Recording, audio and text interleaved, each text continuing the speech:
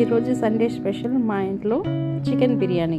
దీనికోసం నేను 3 kg boneless chicken తీసుకున్నాను.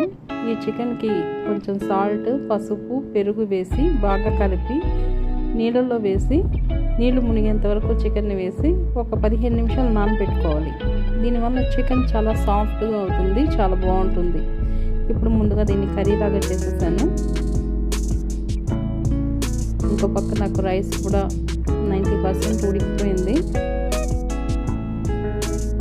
ఇప్పుడు ఈ రైస్ని అందులో వేసేసి ఒక 15 నిమిషాలు దమ్ పెడితే చికెన్ బిర్యానీ రెడీ అయిపోతుంది.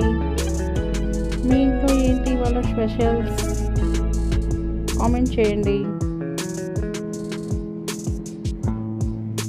చూసారా, పర్ఫెక్ట్ దమ్ బిర్యానీ రెడీ.